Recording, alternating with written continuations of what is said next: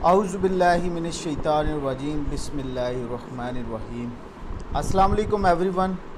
कैसे हैं जी आप सब लोग? खैरियत से हैं? ठीक ठाक हैं? और उम्मीद करता हूँ आप सब खैरियत से ही होंगे।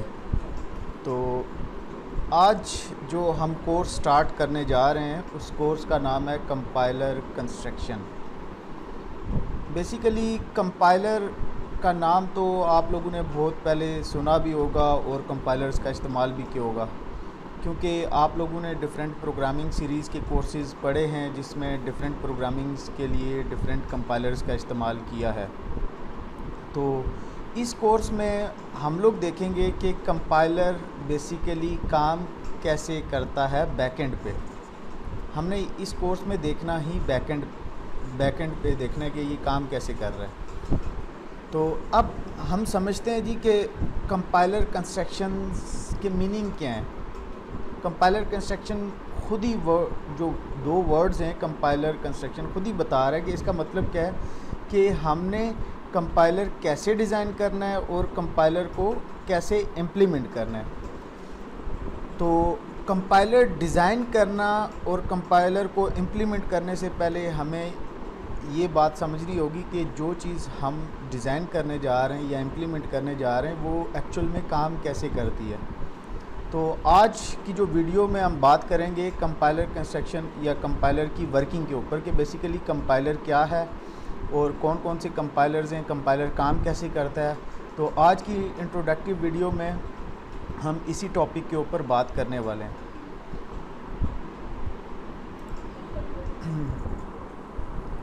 तो जैसा कि आप सब लोग जानते हैं कि programming languages are notation for describing computation to people to machines. ये तो बात आप सब लोग बहुत पहले से जानते हैं कि प्रोग्रामिंग लैंग्वेजेस क्या हैं, नोटेशंस हैं।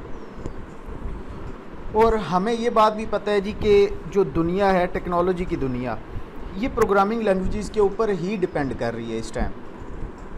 बिकॉज़ जितने भी सॉफ्टवेयर्स हैं वो किसी न किसी प्रोग्रामिंग लैंग्वेजेस में बनाए गए हैं और जो प्रोग्राम किसी न किसी प्रोग्रामिंग लैंग्वेजेस में बनाए गए हैं वो रन होने से पहले उस फॉर्म में मस्ट कन्वर्ट होते हैं जिस प्लेटफॉर्म पे उनको रन होना होता है। तो जो सॉफ्टवेयर ये ट्रांसलेशन या ये कन्वर्जन परफॉर्म करता है हम उसे कहते हैं जी कि ये कंपाइलर है। बेसिकली कंपाइलर क्या है? एक सॉफ्टवेयर है जो कि क्या कर रहा है, ट्रांसलेशन का काम कर रहा है। मैं फिर एक दफ़ा रिपीट करता चलूँ कि हम जैसा कि जानते हैं जी कि प्रोग्रामिंग लैंग्वेजेस क्या नोटेशंस हैं for describing computation to people to machines. तो हम लोग की बात ये भी जहन में है कि टेक्नोलॉजी की दुनिया इस टाइम प्रोग्रामिंग लैंग्वेजेस के ऊपर डिपेंड कर रही है। क्यों कि प्रोग्रामिंग लैंग्वेजेस में जितने भी सॉफ्टवेयर्स हैं इस दुनिया में चल रहे हैं वो किसी न किसी प्रोग्रामिंग लैंग्वेज में बनाए गए होते हैं। और अब जो वो प्रोग्राम बनाए गए होते हैं या वो सॉफ्टवेयर बनाए गए होते हैं किसी न किसी प्रोग्रामिंग लैंग्वेज में, लेकिन वो जब बन जाते हैं तो वो रन होने से पहले उस फॉर्म में मस्ट कन्वर्ट होते हैं जिस प्लेटफॉर्म पे उनको रन होना होता है, या वो मस्ट उस फॉर्म में ट्रांसलेट किए जाते हैं जिस फॉर्म में उनको चलना होता है। तो अब जो सॉफ्टवेयर ये ट्रांसलेशन परफॉर्म करता है हम कहते हैं जी कि ये कंपाइलर है। तो कंपाइलर का मतलब तो आप समझ गए होंगे। तो हम लोग इस कोर्स में ये चीज़ देखेंगे। इस कोर्स के बेसिकली दो पार्ट हैं।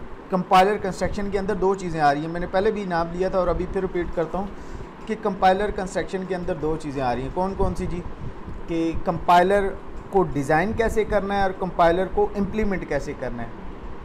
बेसिकली ये जो कोर्स है कंपाइलर कंस्ट्रक्शन ये लेंथी कोर्स है, ये 2 सेमेस्टर्स में कवर होता है, लेकिन हम लोग कोशिश करेंगे कि हम लोग ज़्यादा से ज़्यादा इस चीज़ के ऊपर फोकस करें कि हम लोग अपना ये कोर्स ख़त्म कर सकें और ये चीज़ अच्छे से डिज़ाइन करना सीख सकें।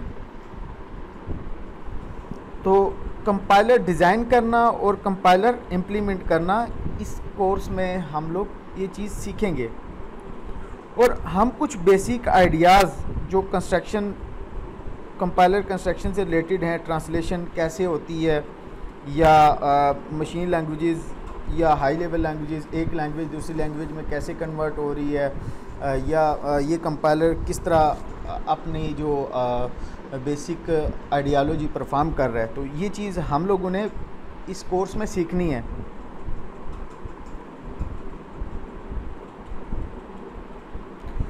और बाकी हम लोग देखेंगे कि कंपाइलर कंस्ट्रक्शंस पढ़ने के साथ साथ सिर्फ कंपाइलर डिज़ाइन करना और इम्प्लीमेंट करने के बाद आप और किस डोमेन में इस कोर्स का इस्तेमाल कर सकते हैं, ये चीज़ भी हम लोग इस कोर्स में डिटेल में देखेंगे।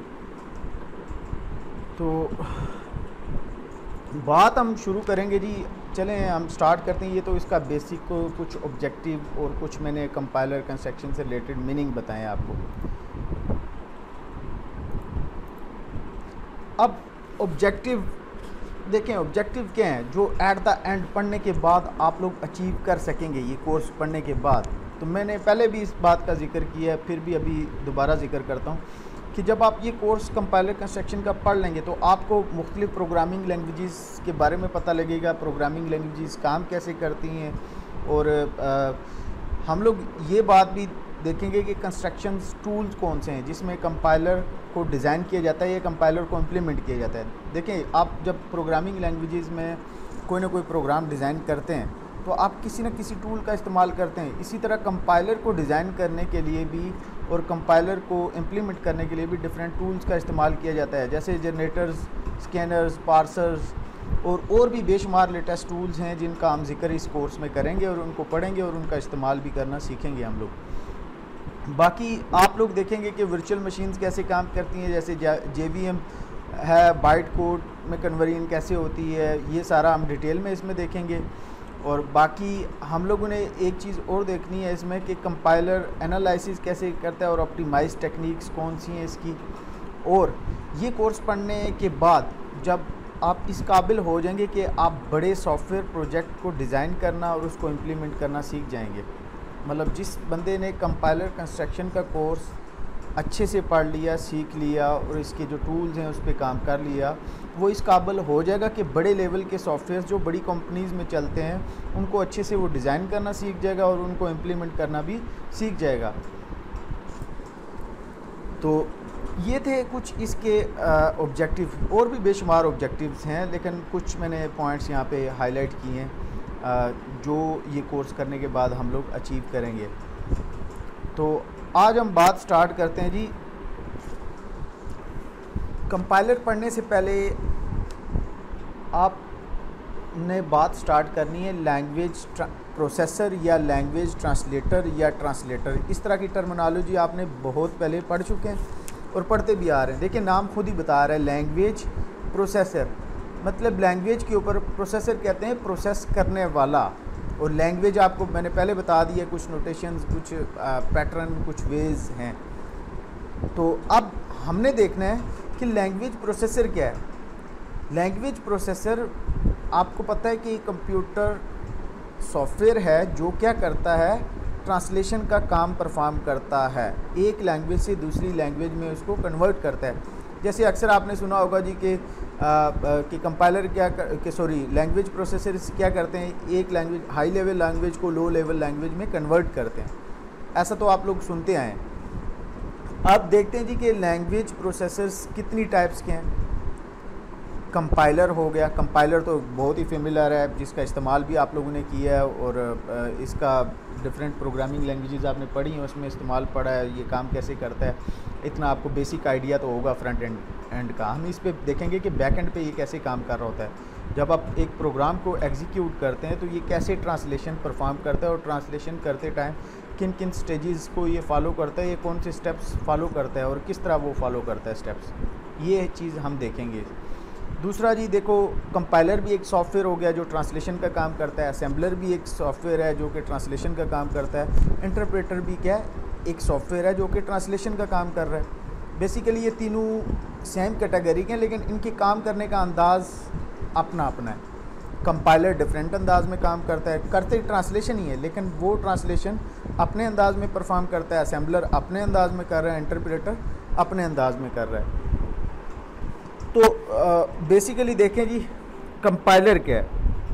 कंपाइलर एक प्रोग्राम है जो कि सोर्स लैंग्वेज को टारगेट लैंग्वेज में कन्वर्ट करता है। सोर्स लैंग्वेज वो जिसमें हम लोग कोड कर रहे होते हैं, और टारगेट लैंग्वेज जिसमें वो कन्वर्ट होके जाता है जी एट द एंड।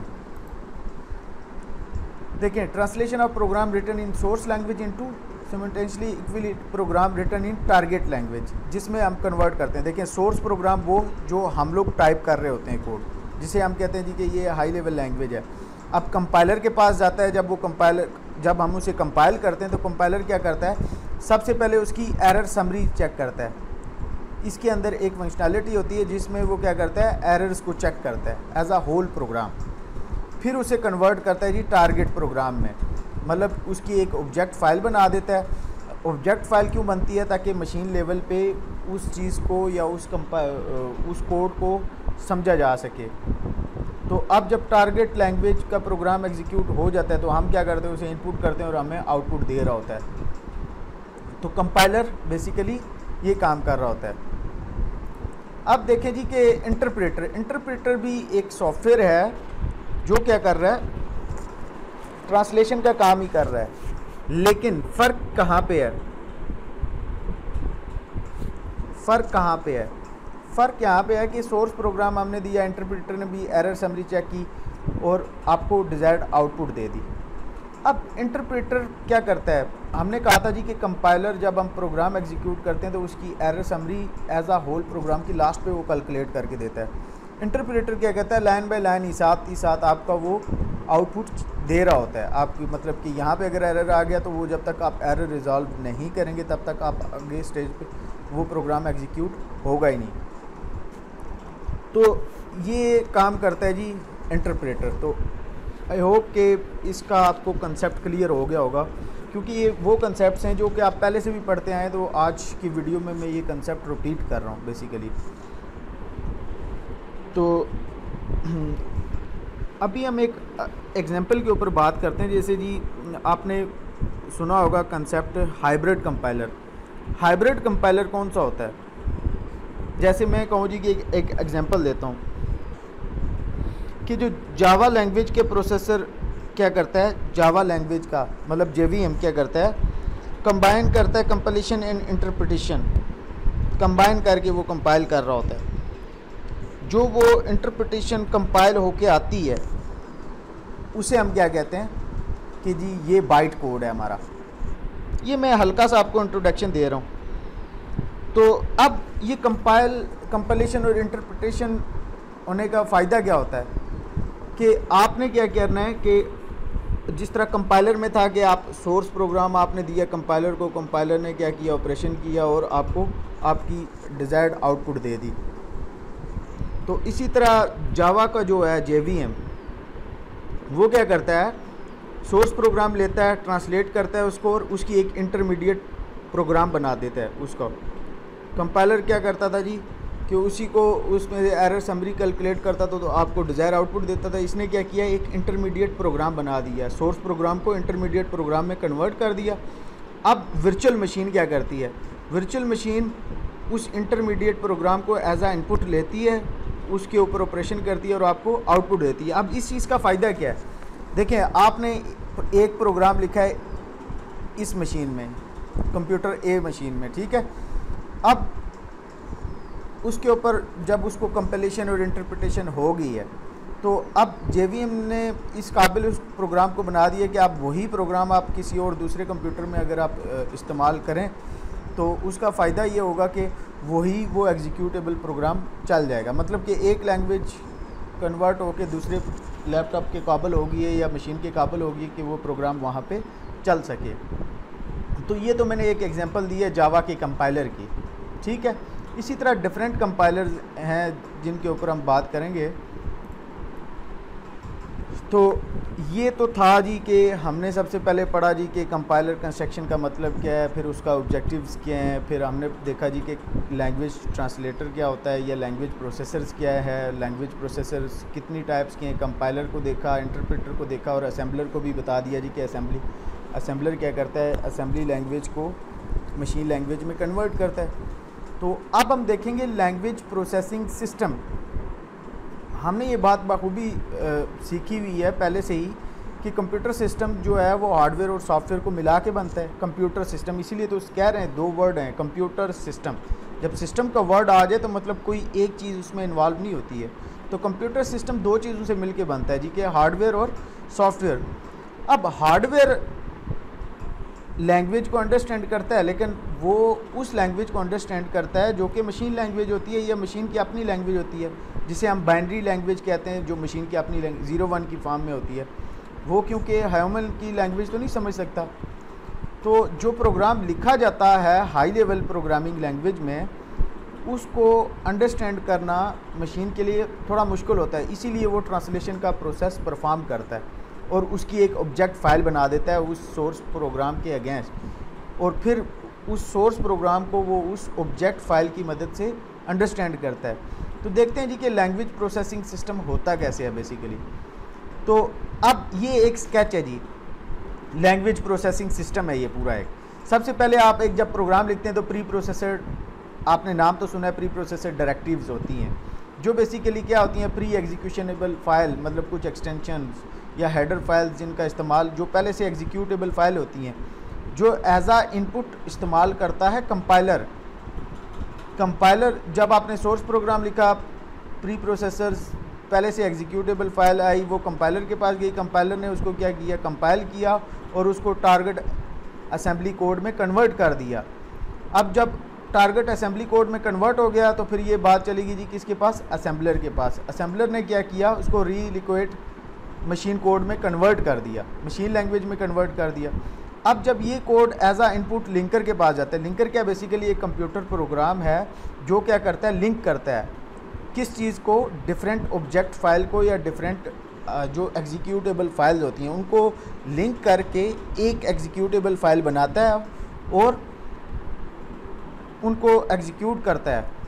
और फिर आगे जब वो लोडर क्या करता है, लोडर भी बेसिकली ऑपरेटिंग सिस्टम का पार्ट है, एक कंप्यूटर सॉफ्टवेयर है जो कि क्या कर रहा है, लोडर क्या करता है, कंप्यूटर मेमोरी में से उस चीज़ को लोड करता है, एग्जीक्यूटेबल फाइल को, और लोड करके फिर उसकी वो आपके डिज़ायर्ड आउटपुट दिखा रहा होता है। देखें जी एक लैंग्वेज प्रोसेसिंग सिस्टम काम कैसे कर रहा है। तो ये सिंपल सा स्केच है जो कि आपको आसानी से समझ आ जाएगा। तो अब हम आगे इनकी डिटेल भी देख लेते हैं थोड़ी थोड़ी। तो सबसे पहले देखें जी प्री प्रोसेसर बेसिकली क्या है, पार्ट ऑफ कंपाइलर्स ही हैं या टूल्स हैं, जैसे मैं आपको पहले बता चुका हूँ। प्री एग्जीक्यूशनेबल फाइल हैं, कुछ एक्सटेंशन हैं, कुछ मतलब के इंक्लूजन फाइल हैं प्री प्रोसेसर। तो इंटरप्रेटर के बारे में तो पीछे मैं बता के आ चुका हूँ कि इंटरप्रेटर भी एक टाइप ही है कंपाइलर की, जो कि ट्रांसलेट कर रहा है हाई लेवल लैंग्वेज को लो लेवल लैंग्वेज में या मशीन लेवल लैंग्वेज में। तो अब डिफरेंट कंपाइलर और इंटरप्रेटर में कहाँ पे आ रहा है, डिफरेंट आ रहा है कि कंपाइलर भी बेसिकली ट्रांसलेशन ही कर रहा है और इंटरप्रेटर भी ट्रांसलेशन कर रहा है, लेकिन फ़र्क कहाँ पे आ रहा है, कंपाइलर प्रोग्राम को एज आ होल कंपाइल करता है, इंटरप्रेटर क्या करता है, लाइन बाय लाइन उसके वो एग्जीक्यूट करता है प्रोग्राम को। और अब फ़ायदा किस चीज़ का है कि कंपाइलर थोड़ा सा फास्ट है, इंटरप्रेटर अगर फ़र्ज़ करें जी आपकी पहली लाइन में ही एरर आ गया तो ये तो उधर ही रुक जाएगा, इसने तो आगे जाना ही नहीं है, ठीक है।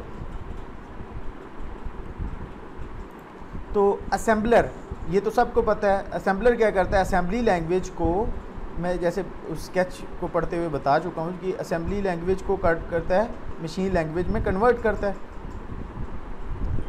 और लिंकर के बारे में भी हम पढ़ चुके हैं जी कि लिंकर क्या एक कंप्यूटर प्रोग्राम है जो क्या करता है, that link and merge various object file together in order to make an executable file. उन ऑब्जेक्ट फाइल को मर्ज करता है और उनको मर्ज करके एक एग्जीक्यूटेबल फाइल बनाता है।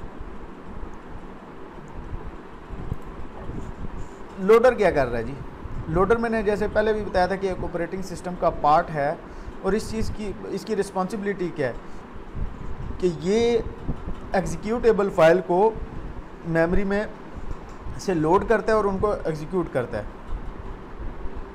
उनका साइज़ देखता है, फिर उनको उनके लिए जगह बनाता है कि इसने इस फाइल ने किधर जाके किधर स्टोर होना है और इसका साइज़ कितना है। और आगे देखें जी कि क्रॉस कंपाइलर के बारे में मैं पहले भी बता चुका हूँ जी कि क्रॉस हाइब्रिड कंपाइलर जब मैंने नाम लिया था, बेसिकली वो क्या था कि compiler that run on platform A, एक ऐसा कंपाइलर जो कि प्लेटफॉर्म ए पे रन हो रहा है और it is capable of generating executable code for platform B. तो ऐसे कंपाइलर को जो कि एक प्लेटफॉर्म ए पे रन हो रहा है और उसके अंदर इतनी कैपेबिलिटी है कि वो एग्जीक्यूटेबल फाइल जो उसकी है वो प्लेटफॉर्म बी पे चल सके, तो इस ऐसे कंपाइलर को हम कहते हैं जी कि ये क्रॉस कंपाइलर है या हाइब्रिड कंपाइलर है। ठीक हो गया। आगे है जी एक और टाइप है सोर्स टू सोर्स कंपाइलर। जैसे कि आपने सुना होगा जी कि कंपाइलर जो है अक्सर हम लोग ऐसा सुनते ही आ रहे हैं कि कंपाइलर जो है बेसिकली हाई लेवल लैंग्वेज को लो लेवल में ही कन्वर्ट करता है। हालांकि ऐसा नहीं है, कंपाइलर सिर्फ ये काम नहीं करता, कंपाइलर ये भी करता है कि एक लैंग्वेज को दूसरी लैंग्वेज में भी कन्वर्ट कर रहा है। जैसे मैं कहूँ जी कि आपने जावा के प्रोग्राम को सी में कन्वर्ट करना है या सी के प्रोग्राम को सी हैश में कन्वर्ट करना है, तो ये सारी ट्रांसलेशन भी कौन कर रहा होता है? कंपाइलर इस तरह के काम भी करता है। तो compiler that take the source code of one programming language and translate it into source code of another programming language. तो ऐसी टाइप ऑफ कंपाइलर को हम क्या कहते हैं? Source to source compiler. तो ये बात तो आपको समझ आ गई होगी जी कि ये कुछ चीज़ें थी इम्पॉर्टेंट जो हम लोग आज हमने थोड़े थोड़े कंसेप्ट लिए और जब आप इनको मज़ीद स्टडी करेंगे तो ये कंसेप्ट आपको क्लियर हो जाएंगे, क्योंकि ये वो चीज़ें हैं जो आप पहले से पढ़ के आ चुके हैं। मतलब इसमें कोई मुश्किल चीज़ नहीं है। और ये कोर्स आपको बताता चलूँ, ये बड़ा इंटरेस्टिंग कोर्स है। क्यों? थोड़ा लॉजिकल है और मतलब इस कोर्स में कुछ उस तरह की थ्योरी नहीं है, बस कंसेप्ट्स हैं जिन कंसेप्ट्स को, और वो भी ऐसे कंसेप्ट्स जिनको आप पहले इस्तेमाल कर चुके हैं या पहले पढ़ के आ चुके हैं, वो कंसेप्ट आप दोबारा अपने रीयूज़ करेंगे और उन कंसेप्ट्स को आप रीयूज़ करके आप एक अच्छा सा कंपाइलर अपना डिज़ाइन कर सकते हैं और उस कंपाइलर को बना भी सकते हैं। लेकिन ये दोनों चीज़ें करने से पहले हमें कुछ केस स्टडीज़ पढ़नी होंगी कि ये कंपाइलर काम कैसे कर रहा है, बैकएंड का बारे में समझना होगा कंपाइलर का, कि कंपाइलर के बैकएंड पे काम कैसे हो रहा है। जब हम कंपाइलर के बैकएंड की काम को समझ जाएंगे तो फिर हम एक अपना कंपाइलर अच्छे से डिज़ाइन कर सकते हैं। तो अभी मैं डिफरेंस आपके जहन में पहले से आ गया होगा, तो हम डिफरेंस एक दफ़ा फिर देख लेते हैं जी। कि मैंने पहले भी बता चुका हूँ जी कि देखें ये कंपाइलर क्या, compiler scan the whole program into one go, कि एक ही बार में वो पूरे प्रोग्राम को लेके चलता है। और इंटरप्रेटर क्या करता है? लाइन बाय लाइन या स्टेटमेंट बाय स्टेटमेंट चलता है। उसके बाद अगर एरर आ जाता है कंपाइलर के प्रोग्राम में, तो कंपाइलर क्या करता है? उनको इकट्ठा करता रहता है और लास्ट पे आपको समरी देता है। अगर फ़र्ज़ करें इसकी एक ही लाइन में एरर आ गया तो ये उधर ही रुक जाएगा, ये आपको एक ही एरर एक ही टाइम पे बताएगा। और जो इसका सबसे बड़ा कंपाइलर का फ़ायदा है वो है एग्जीक्यूशन टाइम। मतलब ये आपको फास्टली रिस्पॉन्स करता है। मतलब पूरे प्रोग्राम में जितने भी एरर्स आ रहे होते हैं उनके बारे में आपको ये उसी टाइम पे बता देता है, पूरे एरर्स के बारे में और जिस जगह में होते हैं। तो अब इसका सबसे बड़ा ये है कि ये थोड़ा सा इसकी अपने फ़ायदे हैं, उसके अपने फ़ायदे हैं। ठीक है, कंपाइलर के। इंटरप्रेटर के बारे में क्या है जी कि ये आपको लाइन बाय लाइन लेके चलता है। इसका सबसे बड़ा नुकसान यही है कि अगर आपको एक ही लाइन में एरर आ गया, बस आप उधर ही बैठे रहेंगे, फिर आपने आगे नहीं जाना। तो ये कुछ इसके फ़ायदे हैं जी। और डिफरेंस है जो कि मतलब आप लोगों ने स्टडी करना है। और जो पीछे हमने बातें की बेसिकली ऊपर डिफरेंस के ऊपर ही बातें कर रहे थे हम लोग। तो आई होप कि कुछ थोड़ा सा आपको कंसेप्ट क्लियर हो गया होगा। तो इसके बाद जो हमारा लेक्चर होगा वो होगा स्ट्रक्चर ऑफ द कंपाइलर, कि एक कंपाइलर का बैकएंड पे स्ट्रक्चर कैसा होता है, वो स्ट्रक्चर के कितने पार्ट्स हैं और किस पार्ट में कितनी स्टेजेस हैं और वो स्टेजेस किस किस तरह से काम करती हैं। ये चीज़ हम लोग नेक्स्ट आने वाले लेक्चर में देखेंगे। लेकिन नेक्स्ट आने वाले लेक्चर से पहले मैं आपको ये बात बताता चलूँ कि आपने ये कंसेप्ट दोबारा क्लियर करने हैं। अगर किसी को नहीं आते या किसी को इस वीडियो की मेरी समझ नहीं आई है तो वो मुझसे कांटेक्ट कर सकता है और कोशिश करें कि इसको डीपली स्टडी करें, क्योंकि मैंने आपको पहले भी बताया कि ये कोर्स बड़ा ही इम्पॉर्टेंट और बहुत ही इंटरेस्टिंग है। और जब हमने इसके ऑब्जेक्टिव डिस्कस किए थे तो मैंने आपको बताया था कि अगर आप ये कोर्स सही से सीख जाते हैं तो इसके कोर्स को सही से सीखने का फ़ायदा क्या है कि आप बड़े लेवल के सॉफ्टवेयर्स को अच्छा सा डिज़ाइन कर लेंगे और अच्छे से बना सकेंगे। तो इसलिए कोशिश करें कि ज़्यादा से ज़्यादा कंसेप्ट्स क्लियर करने की कोशिश करें। अगर किसी को कोई चीज़ नहीं समझ आती तो वो मुझसे डायरेक्टली कांटेक्ट कर सकता है। और बाकी आप लोग अपने कमेंट सेक्शन में अपनी राय का इज़हार ज़रूर करें कि किस स्टूडेंट को कौन सी चीज़ समझ नहीं आई। तो मैं कोशिश करूँगा उसको कमेंट सेक्शन में बताने की, या उसको व्हाट्सएप पर रिप्लाई कर दूँगा। और थैंक यू सो मच कि आपने इस वीडियो को देख के अपना कीमती टाइम दिया। अल्लाह हाफिज़। अपना ख्याल रखिएगा और दुआओं में याद रखिएगा।